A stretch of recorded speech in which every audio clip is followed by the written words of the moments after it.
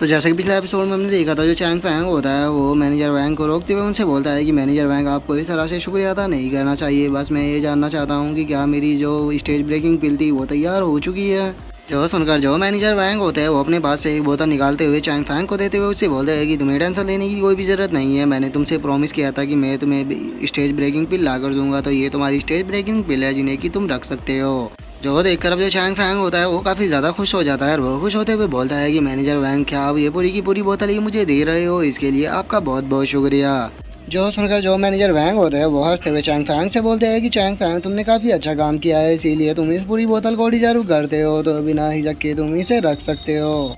जिसके बाद अब जो चैंग फैंग होता है वो वहाँ से जाने लगता है और वो वहाँ से जाते हुए मैनेजर वैंग से बोलता है कि मैनेजर वैंग, मैं अब अपने सेक्ट के अंदर जा रहा हूँ, अगर फ्यूचर में आपको मेरी कभी भी ज़रूरत पड़े तो आप मुझे बता सकते हो। जो सुनकर मैनेजर वैंग भी ठीक है बोल देते हैं। जिसके बाद अब जो चैंग फैंग होता है वो खुश होते हुए अपने मन में सोचता है कि अरे वाह, ये तो काफ़ी ज़्यादा अच्छा हो गया, क्योंकि मेरे साथ पास अब काफ़ी सारी जो स्टेज ब्रेकिंग पिल है वो आ चुकी है, इससे मैं सिस्टर यूनर के साथ में जितने भी बाकी के दोस्त हैं उन सभी को भी ब्रेक थ्रू करा सकता हूँ। और चैंग फैंग ये सोच ही रहा होता है, लेकिन तभी उसे पीछे से किसी की चिल्लाने की आवाज़ आती है, जो कि चिल्लाते हुए उसके नाम को ही पुकार रहा होता है। जो सुनकर अब जो चैंग फैंग होता है वो भी पीछे देखता है और वो जैसे ही पीछे देखता है वो देखता है कि जो उसका साथी होता है वो वहाँ पर आया होता है और अब उसे देखकर जो चैंग फैंग होता है वो उसे बोलता है कि जियाओ हाओ, तुम यहाँ पर क्या कर रहे हो। जो सुनकर जो जियाओ हाओ होता है वो चैंग फैंग से बोलता है कि चैंग फैंग, बहुत बुरी न्यूज़ है, क्योंकि जो यूनर है वो फाइट करने के लिए लाइफ एंड डेथ स्टेज पर जा चुकी है। और अब यूनर के लाइफ एंड डेथ स्टेज पे जाने का नाम सुनकर जो चैंग फैंग होता है वो बहुत ही ज़्यादा शौक हो जाता है और वो शौक होते हुए बोलता है कि नहीं, ऐसा नहीं हो सकता। और चैंग फैंग के अब इतना बोलते के साथ ही हमारा जो व्यू होता है वो लाइफ एंड डेथ स्टेज के ऊपर आ जाता है, जहाँ पर कि हम देखते हैं कि जो यूनर होती है वो जियाओ के साथ में वहाँ पर फाइट कर रही होती है। और अब जियाओ की स्पीड को देखकर जो यूनर होती है वो काफ़ी ज़्यादा शौक हो जाती है और वो शौक होते हुए बोलती है कि आखिर यहाँ पर क्या गलत है, क्योंकि इसकी जो बॉडी का कंट्रोल है वो काफ़ी ज़्यादा अच्छा है, मैं तो इसे टच भी नहीं कर पा रही।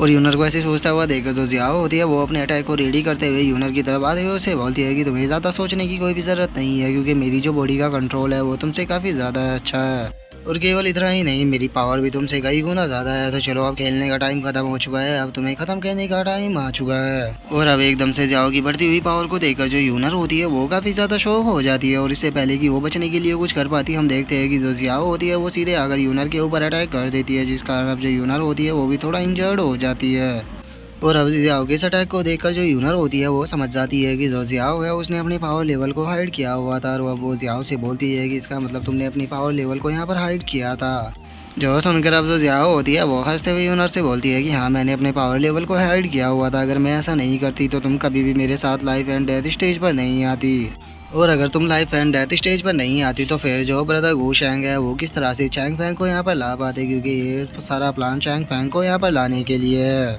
जो सुनकर अब जो यूनर होती है वो काफ़ी ज़्यादा शौक हो जाती है और वो शौक होते हुए बोलती है कि इसका मतलब तुमने ये सारा प्लान चैंग फैंग को यहाँ पर लाने के लिए बुलाया है, सच में तुम तो बहुत ही ज़्यादा बेकार हो। और अब यूनर की इस बात को सुनकर जो जियाओ होती है वो अब दोबारा से अपने अटैक को बनाते हुए बोलती है कि हाँ, मैं इस चीज़ के लिए पहले श्योर नहीं थी कि चैंग फैंग तुम्हें यहाँ पर बचाने के लिए आएगा या नहीं, लेकिन अब तुम्हारी चैंग फैंग को ऐसी केयर देखकर मैं समझ चुकी हूँ कि वो तुम्हारे लिए यहाँ पर ज़रूर आएगा। और जब वो यहाँ पर आएगा तो वो तुम्हें मेरे हाथों से बचाने की कोशिश ज़रूर करेगा, जिस कारण वो जो लाइफ एंड डेथ स्टेज का रूल है उसे तोड़ देगा और जो ब्रदर शू गैंग है वो उसे फिर बहुत ही बुरी तरह से यहाँ पर मारेंगे।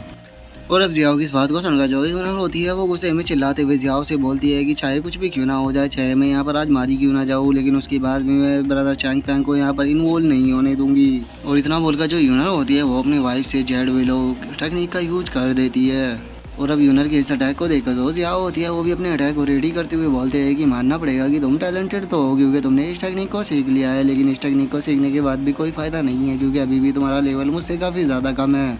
और अपनी इसी पावर का यूज कर मैं तुम्हारे अटैकों से काफ़ी आसानी से बचकर तुम्हारे ऊपर अटैक को कर सकती हूँ। और इतना बोलकर अब जो जियाओ होती है वो दोबारा से यूनर के ऊपर अटैक करने के लिए आने लगती है और वो यूनर के ऊपर अटैक करते हुए उसे बोलती है कि अब तुम मरो। और हम देखते हैं कि जियाओ का वो अटैक इतना ज़्यादा पावरफुल होता है कि यूनर के हाथ से उसका वाइफ भी छूट जाता है। लेकिन तभी जो यूनर होती है वो मुस्कुराते हुए जियाओ से बोलती है कि तुम्हें क्या लगता है कि तुम मेरे अटैक से बच चुकी हो। और इतना बोलते के साथ ही जो जियाओ होती है वो जैसे ही उन्हें पीछे देखती है वो देखती है कि जो यूनर का वाइफ है वो उसकी तरफ ही आ रहा है। और इससे पहले कि वो बचने के लिए कुछ करवाती हम देखते हैं कि जो यूनर का वाइफ होता है वो सीधे आकर उसके फेस पर टकराता है। और यूनर के उस अटैक के कारण अब हम देखते हैं कि जो जियाओ होती है उसके फेस के ऊपर काफ़ी सीरियस इंजरी आ चुकी होती है, जिसे देखकर जो जियाओ होती है वो गुस्से में बोलती है कि तुमने मेरे फेस को इंजर्ड कर दिया। और जियाओ के इतना बोलते ही हमारा जो व्यू होता है वो यूनर के ऊपर आ जाता है। और अब जो यूनर होती है वो थोड़ा परेशान होते हुए अपने मन में सोचती है कि शिट, मुझे इस अटैक के कारण सीरियस इंजरी आ चुकी है। और अब यूनर के इतना बोलते के साथ ही हम जियाओ को देखते हैं जिसे कि बहुत ही ज़्यादा गुस्सा आ चुका होता है। और वो गुस्से में चिल्लाते हुए यूनर से बोलती है कि बीच तुम्हारी हिम्मत कैसे हुई मेरे फेस को इंजर्ड करने की। अब मैंने डिसाइड कर लिया है, पहले मैं तुम्हें पूरी तरह से पीटूंगी और उसके बाद तुम्हें जब मैं पूरी तरह से पीट लूंगी उसके बाद मैं तुम्हारे इस फेस को अपने हाथों से नोचूंगी। और मैं जब तक तुम्हारे इस फेस को नोचते ही रहूंगी जब तक कि तुम्हारे फेस के ऊपर एक मांस का टुकड़ा भी बचा रहेगा। आज तुम्हें मेरे हाथों से कोई भी नहीं बचा सकता। अब तुम मेरे हाथों से मरने के लिए तैयार हो जाओ।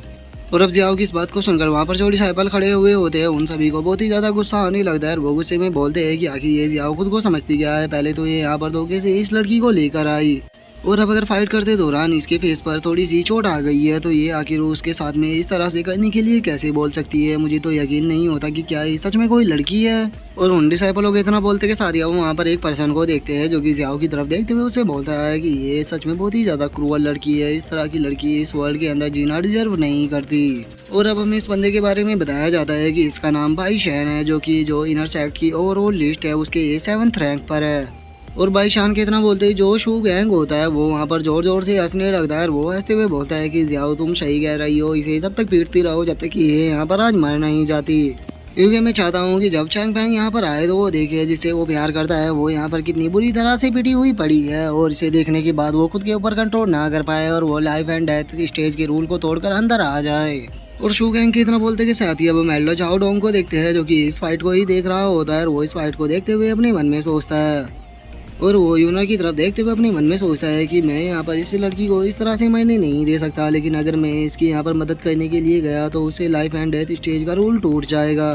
और एल्डर झाओ डोंग के इतना सोचते के साथ ही अब हमारा जो व्यू होता है वो यूनर के ऊपर आ जाता है जो कि धीरे धीरे कर खड़े होने लगती है। और वो खड़े होते हुए बोलती है कि जाओ, अगर तुम मुझे मारना ही चाहती हो तो तुम मुझे मार सकती हो, आखिर तुम अपने फेस को इंजर्ड होने के ऊपर इतना ज़्यादा रिग्रेट क्यों कर रही हो। जो सुनकर अब जो जियाओ होती है वो यूनर के ऊपर अटैक करने के लिए आने लगती है। और वो यूनर के ऊपर अटैक करते हुए बोलती है कि बीच में जहाँ पर जो चाहो वो करूँगी, आखिर तुम होती कौन हो मुझे यहाँ पर ऑर्डर देने वाली। और अब जियाओ के उस अटैक को देखकर जो यूनर होती है वो भी समझ जाती है कि वो अब नहीं बच पाएगी। और वो अपने मन में सोचती है कि लगता है कि मेरा एंड इसी तरह से होने वाला था, लेकिन मुझे काफ़ी ज़्यादा दुख है कि मैं लास्ट टाइम पर ब्रदर चैंग फैंग से नहीं मिल पाई। और अभी सिचुएशन को देखकर जो एल्डर झाओ डोंग होते हैं वो भी काफ़ी ज़्यादा दुखी होने लगते हैं। वे दुखी होते हुए अपने मन में सोचते हैं कि अब सब कुछ खत्म हो गया, लेकिन मैं आशा करता हूँ कि जो चैंग फैंग है उसके ऊपर इस चीज़ का इफेक्ट नहीं पड़ेगा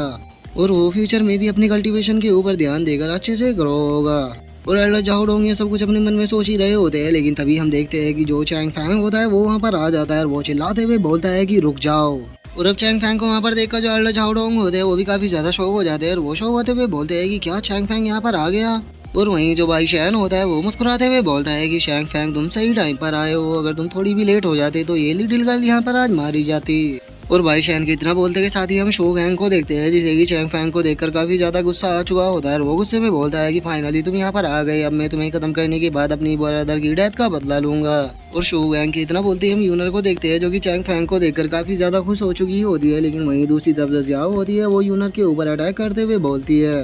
चैंग फैंग फाइनली तुम यहाँ पर आए गए, लेकिन अब तुम काफी ज्यादा लेट हो चुके हो, तुम इस लड़की को यहाँ पर आज मेरे हाथों से नहीं बचा पाओगे, मैं इसे आज यहाँ पर खत्म कर दूंगी। और इतना बोलकर जो जियाओ होती है वो यूनर के ऊपर अटैक करने के लिए जा रही होती है, लेकिन तभी जो चैंग फैंग होता है वो गुस्से में अपने अटैक को रेडी करते हुए बोलता है कि मैंने कहा वहीं पर ही रुक जाओ। और इतना बोलकर जो चैंग फैंग होता है वो एक बहुत ही पावरफुल अटैक सीधा जियाओ के ऊपर कर देता है, जिस कारण हम देखते हैं कि वहाँ पर जो पूरा अरीना होता है उसके अंदर भी लाइट गूंजने लगती है। जिसके बाद अब हम जियाओ को देखते हैं जिसकी हालत की बहुत ही ज़्यादा खराब होने लगती है उस अटैक के कारण, और उसके चारों तरफ लाइट भी बरस रही होती है। और वो शौक होते हुए बोलती है कि आखिर ऐसा पॉसिबल भी कैसे है, मैं न्यू कॉमर की 80th रैंक पर हूँ, तो उसके बाद भी तुम मुझसे ज़्यादा पावरफुल कैसे हो सकते हो। और इतना बोलते बोलते हम देखते हैं कि जो जियाओ होती है वो वहीं ज़मीन पर गिरकर बेहोश हो जाती है। और अब इसी के साथ में जो हमारा आज का एपिसोड है वो भी यहीं पे कंप्लीट हो जाता है। तो अब नेक्स्ट एपिसोड में देखेंगे कि आगे क्या होता है। अगर आप लोगों को वीडियो अच्छी लगी हो तो लाइक करना, चैनल को सब्सक्राइब करना। मैं मिलता हूँ आप लोगों से नेक्स्ट एपिसोड में, तब तक के लिए बाय बाय गाइस।